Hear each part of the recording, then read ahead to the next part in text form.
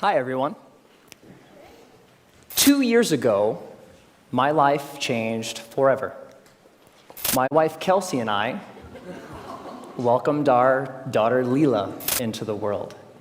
Now, becoming a parent is an amazing, amazing experience. Your whole world changes overnight, and all of your priorities change immediately, so fast that it makes it really difficult to process sometimes. Now, you also have to learn a tremendous amount about being a parent, like, for example, how to dress your child. This was new to me. This is an actual outfit. I thought this was a good idea. And even Leela knows that it's not a good idea. So there was so much to learn and so much craziness all at once. And to add to the craziness, Kelsey and I both work from home. We're entrepreneurs. We run our own businesses. So Kelsey is develops courses online for yoga teachers. I'm an author. And so I'm working from home. Kelsey's working from home. We have an infant, and we're trying to make sure that everything gets done that needs done. And life is really, really, really busy. And a couple weeks into this amazing experience, when the sleep deprivation really kicked in, like around week 8, I had this thought, and it was the same thought that parents across the ages internationally, everybody has had this thought, which is, I am never going to have free time ever again. And somebody said it's true. Yeah, it's not exactly true, but it feels really, really true in that moment.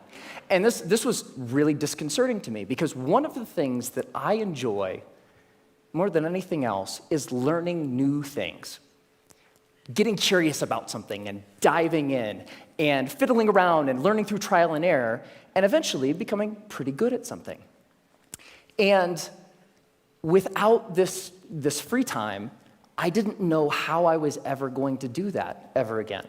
And so I'm a big geek. I want to keep learning things. I want to keep growing. And so what I decided to do was go to the library and go to the bookstore and look at what research says about how we learn and how we learn quickly. And I read a bunch of books, I read a bunch of websites, and trying to answer this question, how long does it take to acquire a new skill? You know what I found? 10,000 hours. Anybody ever heard this? 10,000. It takes 10,000 hours. If you want to learn something new, if you want to be good at it, it's going to take 10,000 hours to get there. And I read this in book after book and website after website, and my mental experience of reading all of this stuff was like, no! I don't have time. I don't have 10,000 hours. I am never going to be able to learn anything new ever again. But that's not true. So 10,000 hours, just to give you a rough order of magnitude, 10,000 hours is a full-time job for 5 years. That's a long time. And we've all had the experience of learning something new, and it didn't take us anywhere close to that amount of time, right? So what's up? There's something kind of funky going on here. What the research says and what we expect and have experiences, they don't match up. And what I found, here's the wrinkle. The 10,000 hour rule came out of studies of expert level performance.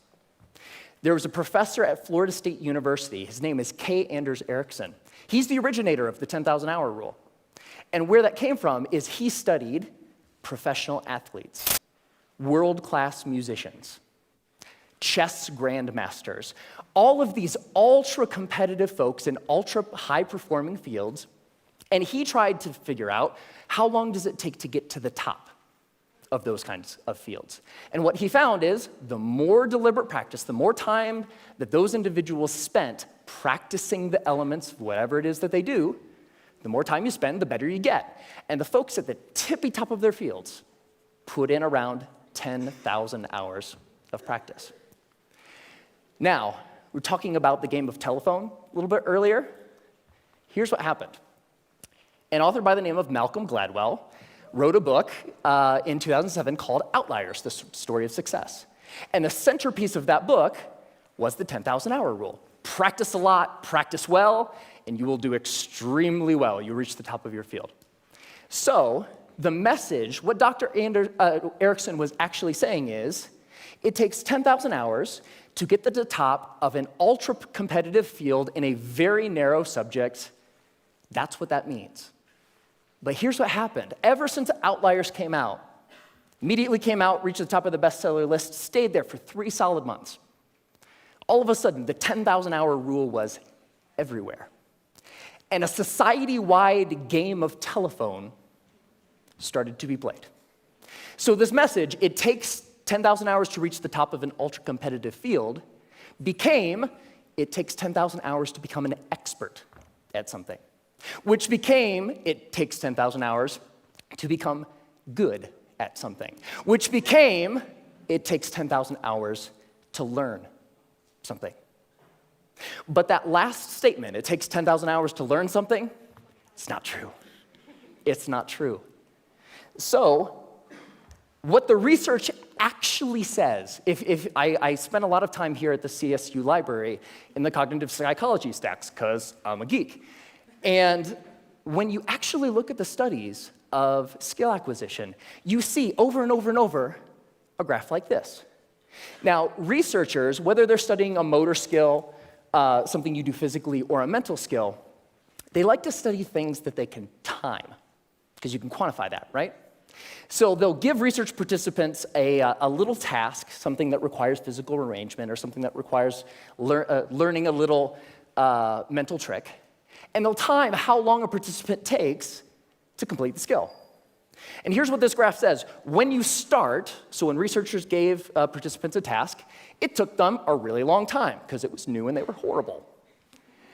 With a little bit of practice, they get better and better and better, and that early part of practice is really, really efficient. People get good at things with just a little bit of practice.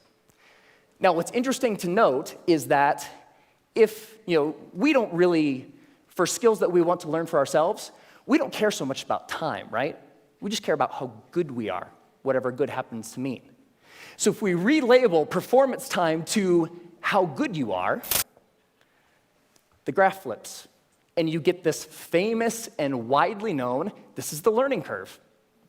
And the story of the learning curve is when you start, you're grossly incompetent and you know it, right? With a little bit of practice, you get really good really quick. So that early level of improvement is really fast. And then at a certain point, you reach a plateau, and the subsequent gains become much harder to get. They take more time to get. Now, my question is, I want that, right? How long does it take from starting something and being grossly incompetent and knowing it to being reasonably good in, hopefully, as short a period of time as possible? So, how long does that take? Here's what my research says. 20 hours. That's it. You can go from knowing nothing about any skill that you can think of. Want to learn a language? Want to learn how to draw? Want to learn how to juggle flaming chainsaws? If you put 20 hours of focused, deliberate practice into that thing, you will be astounded at how good you are. 20 hours is doable. That's about 45 minutes a day for about a month, even skipping a couple days here and there. 20 hours isn't that hard to accumulate. Now, there's a method to doing this, because it's not like you can just start fiddling around for about 20 hours and expect these massive improvements. There's a way to practice intelligently. There's a way to practice efficiently that will make sure that you invest those 20 hours in the most effective way that you possibly can. And here's the method. It applies to anything. The first is to deconstruct the skill. Decide exactly what you want to be able to do when you're done, and then look into the skill and break it down into smaller and smaller pieces. Most of the things that we think of as skills are actually big bundles of skills that require all sorts of different things. The more you can break apart the skill, the more you're able to decide what are the parts of this skill that will actually help me get to what I want, and then you can practice those first. And if you practice the most important things first, you'll be able to improve your performance in the least amount of time possible. The second is learn enough to self-correct. So get 3 to 5 resources about what it is you're trying to learn. Could be books, could be DVDs, could be courses, could be anything. But don't use those as a way to procrastinate on practice. I know I do this, right? Get like 20 books about the topic. It's like, I'm going to start learning how to program a computer when I complete these 20 books. No, that's procrastination. What you want to do is learn just enough that you can actually practice and self-correct or self-edit as you practice. So the learning becomes a way of getting better at noticing when you're making a mistake and then doing something a little different. The third is to remove barriers to practice. Distractions, television, internet, all of these things that get in the way of you actually sitting down and doing the work. And the more you're able to use just a little bit of willpower to remove the distractions that are keeping you from practicing, the more likely you are to actually sit down and practice, right? And the fourth is to practice for at least 20 hours. Now, most skills have what I call a frustration barrier. You know, the grossly incompetent knowing it part. That's really, really frustrating. We don't like to feel stupid. And feeling stupid is a barrier to us actually sitting down and doing the work. So by pre-committing to practicing whatever it is that you want to do for at least 20 hours, you will be able to overcome that initial frustration barrier and stick with the practice long enough to actually reap the rewards. All right? That's it. It's not rocket science. 4 very simple steps that you can use to learn anything. Now, this is easy to talk about in theory, but it's more fun to talk about in practice. So one of the things that I've wanted to learn how to do for a long time is play the ukulele. Has anybody seen Jake Shimabukuro's TED Talk where he plays the ukulele and makes it sound like he's like an ukulele god? It's amazing. It's like I saw that. It's like, that is so cool. It's such a neat instrument. I would really like to learn how to play. And so I decided that to test this theory, I wanted to put 20 hours into practicing the ukulele and see where we got. And so the first thing about playing the ukulele is in order to practice, you have to have one, right? So I got an ukulele, and my lovely assistant, thank you, sir. I think I need the cord here. It's not just an ukulele, it's an electric ukulele. Yeah. So the first couple hours are just like the first couple hours of anything. You have to get the tools that you're using to practice. You have to make sure that they're available. My ukulele didn't come with strings attached. I had to figure out how to put those on. Like, that's kind of important, right? And learning how to tune and learning how to make sure that all of the things that need to be done in order to start practicing get done, right? Now, one of the things when I was ready to actually start practicing was I looked in online databases and songbooks for how to play songs. And they say, okay, ukuleles, you can play more than one string at a time, so you can play chords. That's cool. You're accompanying yourself. Yay, you. And when I started looking at songs, I had an ukulele chord book that had like hundreds of chords. I was like looking at this thing, like, whoa, that's intimidating. But when you look at the actual songs, you see the same chords over and over, right? As it turns out, playing the ukulele is kind of like doing anything. There's a very small set of things that are really important and techniques that you'll use all the time. And so in most songs, you'll use 4, maybe 5 chords, and that's it. That's the song. You don't have to know the hundreds as long as you know the 4 or the 5. So while I was doing my research, I found a wonderful little medley of pop songs by a band called Axis of Awesome. And somebody knows it. And what Axis of Awesome says is that you can learn, or you can play pretty much any pop song of the past 5 decades if you know 4 chords. And those chords are G, D, E minor, C. 4 chords, pump out every pop song ever, right? So I thought, this is cool. I would like to play every pop song ever. So that was the first song I decided to learn, and I would like to actually share it with you. Ready? All right.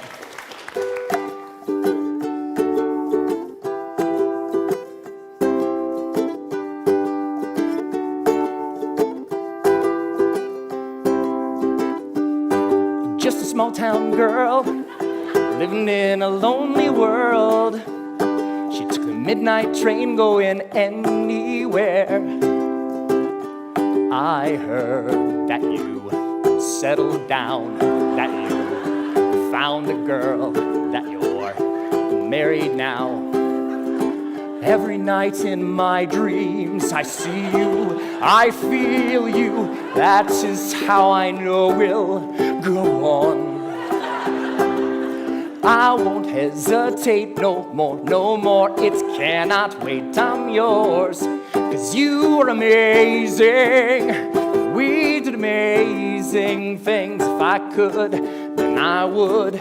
I'd go wherever you will. And can you feel the love tonight?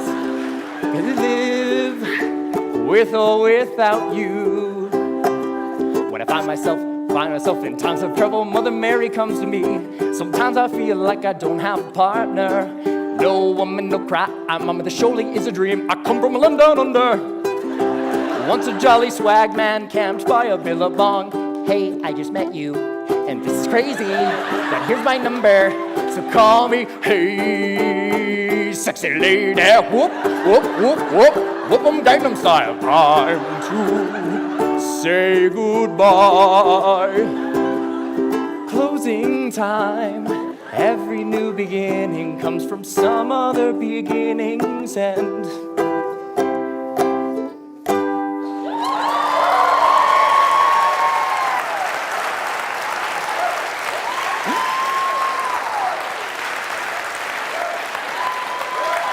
Thank you.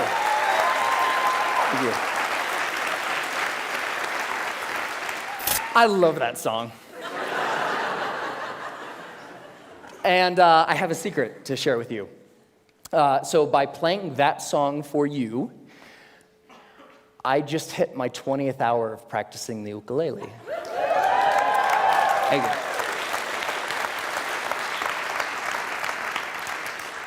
And so it's amazing, pretty much anything that you can think of. What do you want to do? The major barrier to learning something new is not intellectual. It's not the process of you learning a bunch of little tips or tricks or things. The major barrier is emotional. We're scared. Feeling stupid doesn't feel good. In the beginning of learning anything new, you feel really stupid. So the major barrier is not intellectual, it's emotional. But put 20 hours into anything. Doesn't matter. What do you want to learn? Do you want to learn language? Do you want to learn how to cook? Do you want to learn how to draw? What turns you on? What lights you up? Go out and do that thing. It only takes 20 hours. Have fun.